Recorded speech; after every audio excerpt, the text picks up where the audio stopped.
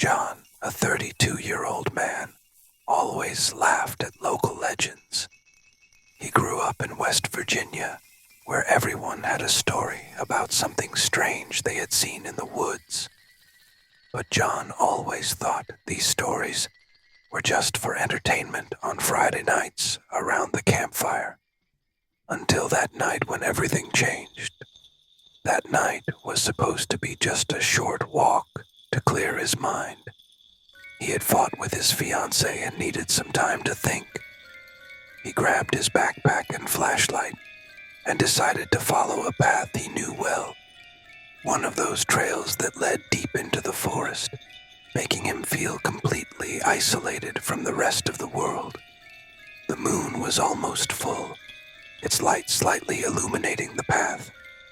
But John kept his flashlight ready for when the darkness became too intense. The forest is a strange place at night. Everything seems more alive, but in a distorted way. John could hear the rustling of leaves as the wind passed, but there was something else, something that made the air feel different, as if it was charged with something he couldn't quite identify. He kept walking, trying to ignore the uncomfortable feeling growing inside him. After about an hour, he realized something was wrong. The path he knew so well no longer seemed familiar. The trees looked different, and he began to notice a strange smell, as if something was rotting nearby. The sound of twigs breaking under his feet seemed louder, and with each step, he became more and more certain that he wasn't alone. Something was watching him. That's when he heard the first howl, low and distant, but absolutely distinct. John stopped in the middle of the path, his heart pounding. He tried to convince himself it was just a wild dog or a coyote, but that sound had something different about it, something deep that seemed to reverberate through the forest and enter his bones. John quickened his pace and tried to find his way back, but the more he walked, the more sure he was that he was lost.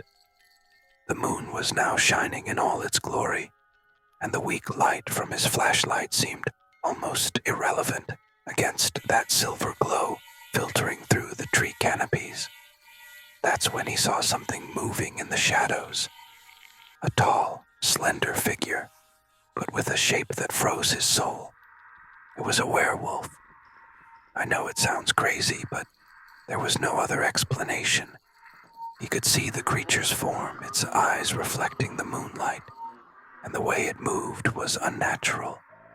Each step seemed to carry a monstrous weight, as if the ground trembled slightly beneath its paws. John froze, unable to move, unable to think. The creature was there, and for some reason, it was watching him. John hid behind a wide tree, trying to control his breathing as the creature approached. It wasn't like the werewolves you see in movies, no glamour or animalistic charm. It was grotesque, with uneven fur, claws that looked more like exposed pieces of bone, and teeth that shone in a way that made John's stomach turn. There was a smell of rotting flesh and blood, something he would never forget. The sound of its footsteps stopped. John closed his eyes, trying to convince himself this wasn't happening, that he was just hallucinating. That's when he felt the vibration in the tree, as if something had scraped its claws against the trunk. His whole body was in panic. He had nowhere to run, no plan, and his mind screamed that he was about to die. John opened his eyes and for a moment could see the creature standing there, its eyes focused on him as if it were waiting. He knew he couldn't run, knew that any sudden movement could be his last. That's when the creature let out a low growl, a sound that reverberated through John's body, making his legs almost buckle. It was testing him, deciding if he was worth it. John doesn't know how long he stayed there, frozen. Every second felt like an eternity, and the sound of his own heartbeat seemed to echo through the forest. The creature moved slowly and disappeared into the trees, as if it had decided to spare him, or perhaps it had heard something else that caught its attention. John stayed there, still hidden, trying to comprehend what had just happened. When he finally gathered the courage to move, he started running.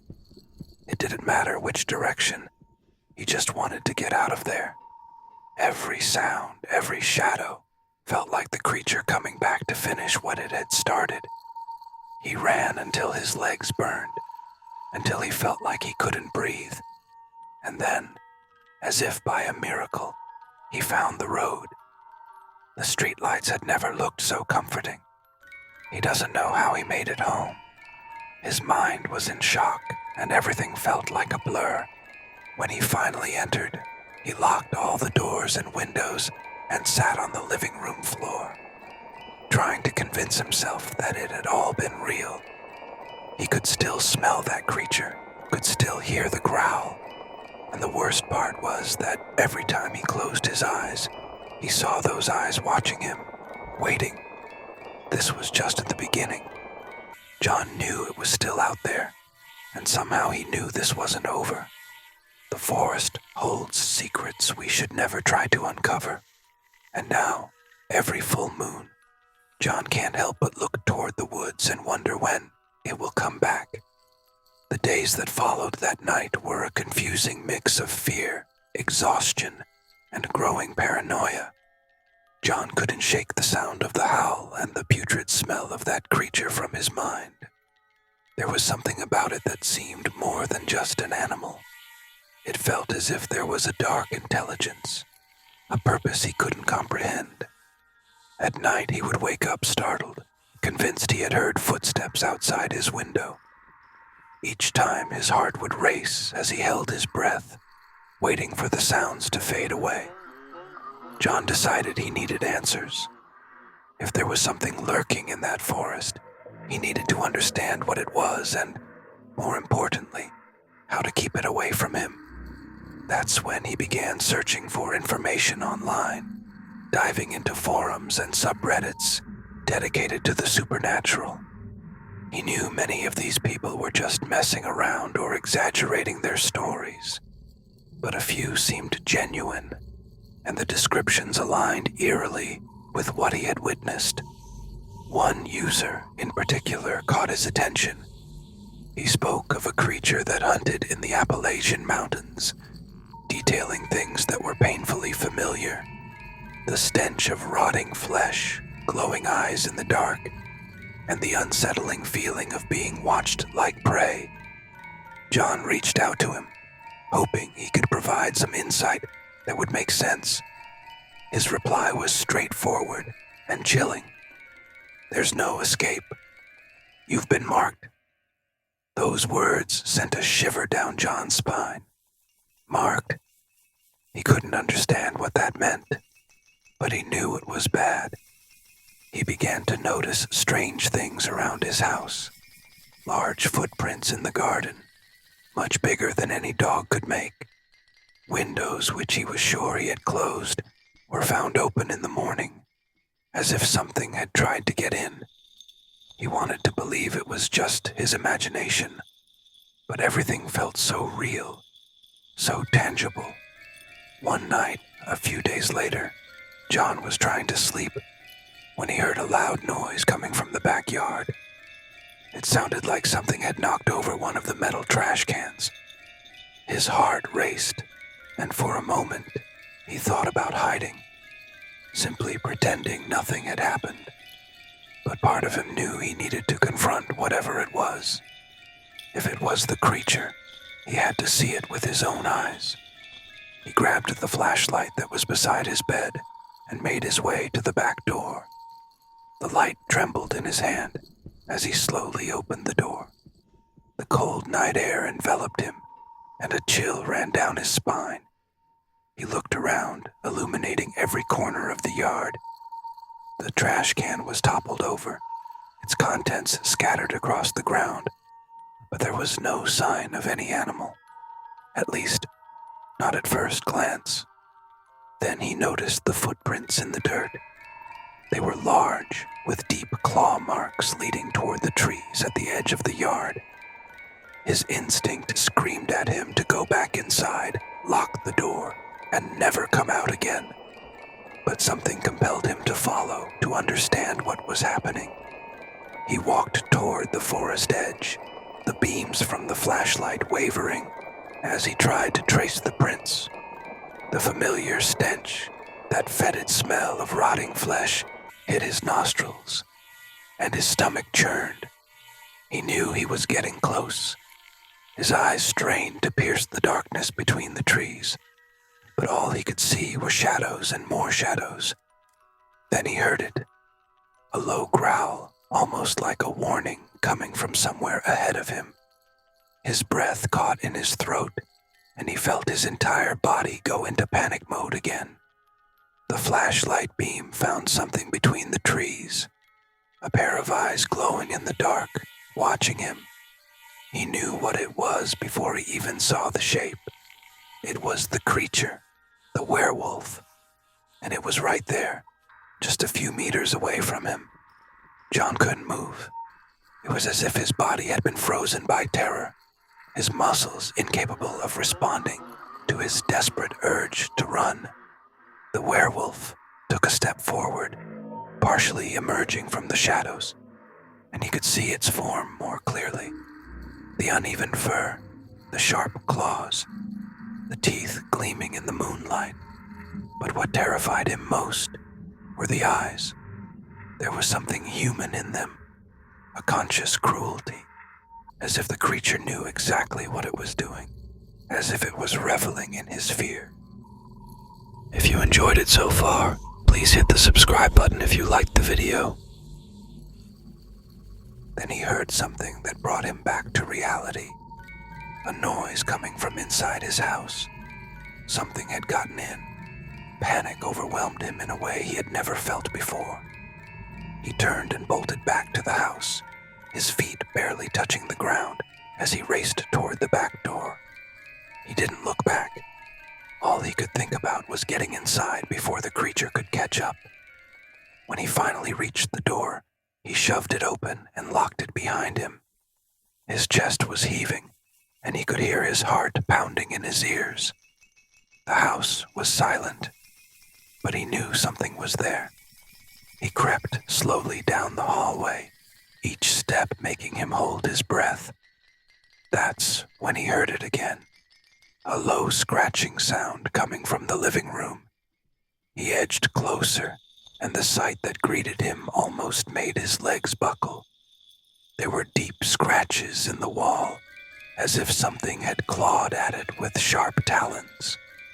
The stench of rotting flesh hung in the air, so strong he nearly retched. The creature had been there, inside his house, and John knew this wasn't a mere warning. It was a promise that this was far from over. That was the moment he realized there was no safe place left. The creature could find him wherever he was, and it wouldn't stop. He had been marked, and all he could do now was try to survive night after night, knowing that eventually it would return to finish what it had started. John still stood in the middle of that clearing, panting, the machete still within his hand, unable to believe what had just happened. Silence fell over the forest, but this peace was temporary. He knew this wasn't the end. With shaky legs, John began to move. Every sound, every shadow made him jump. His eyes constantly scanned the surroundings, waiting for the creature's return. The smell of blood and sweat hung in the air, and his heart was still racing. As he moved towards the edge of the forest, he heard whispers. At first he thought he was hallucinating, but the voices grew stronger. It was as if the trees were talking to him, murmuring secrets he couldn't understand. Suddenly, the sound of a branch breaking came from behind him. John quickly turned, raising the machete. Something was moving in the shadows. His heart was almost leaping out of his chest. Had the werewolf returned? But what emerged from among the trees surprised him. It was an old man with white hair and a wrinkled face that seemed to hold the secrets of the forest. "You must be John," the old man said, his voice like the rustling of dry leaves. "The forest was talking about you. You've been marked." John stared at the man in astonishment. "Who are you? How do you know my name?"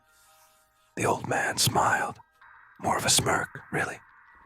"I'm Henry. I hear the voices of the forest. And now, you've become part of those voices." John felt dizzy. It was all too much. "What's happening? What was that thing?" Henry gave John a deep look. "It's not a werewolf, at least not in the way you think. It's a guardian, a protector of this forest's ancient secrets. And now, it has chosen you." John felt his knees weaken. "Chosen? For what?" Henry stepped towards John. "To become part of this secret. You're now connected to this forest, whether you want it or not. But don't be afraid. I can help you learn how to deal with this situation." John didn't know what to say. All his beliefs about the world had shattered in one night, but he knew he could no longer run from this new reality. Henry extended his hand. "Come with me. It's time I show you the truth about this forest and the role you're meant to play in it." John hesitated for a moment. He knew that by taking Henry's hand, his life would change forever. But what other choice did he have? With a deep breath, he took Henry's hand and stepped into a world he thought only existed in legends until a few hours ago. As the two ventured deeper into the forest, John could hear the whispers more clearly. His story had just begun, and the forest still had many secrets to reveal. Henry and John delved deeper into the forest. With each step they took, John felt more connected to his surroundings. The sounds of the forest were now clearer, as if he was learning a new language. "John," Henry said, "you've been chosen to be a bridge between our world and the world of the ancient beings of this forest." "It's a great responsibility," John asked hesitantly. "But why me? I'm just an ordinary person." Henry smiled. "No one is ordinary, John. The forest has seen something in you that we can't see." They reached a cave covered with ancient paintings. Henry explained, "This is the center of the forest's power. This is where you must learn how to communicate with the forces of the forest." Over the next few weeks, John trained under Henry's guidance. He learned how to hear the voices of the forest, how to communicate with animals, and most importantly, how to communicate with the werewolf, or rather, the forest guardian. One night, when the moon was full, John felt it was time. He entered the forest alone and called for the werewolf. This time, when the creature appeared, John wasn't afraid. He could understand that this being was part of the balance of nature. The werewolf approached John, and for the first time, John heard its voice in his mind. "You're ready," the voice said. John realized that this moment was the moment of accepting his new destiny. He reached out and touched the werewolf's rough skin. In that moment, he felt all the secrets of the forest being transferred to him. Years passed. John became the new guardian of the forest, a bridge between the world of humans and the mysterious world of forest creatures. He learned how to maintain balance and protect the ancient secrets. Sometimes, when locals told stories about strange sounds in the forest or mysterious shadows, John would smile. He knew these stories were part of protecting the forest, a way to keep the curious away from deeper secrets. And every full moon night, John would go deep into the forest, where he and the werewolf, now his friend, would walk together and watch over the forest that was now his home. John realized that sometimes The most terrifying things can become the most beautiful gifts if we have the courage to accept them. And as he looked at the night sky, he knew he had found his destiny. Guardian of secrets, keeper of balance, and friend of the forest,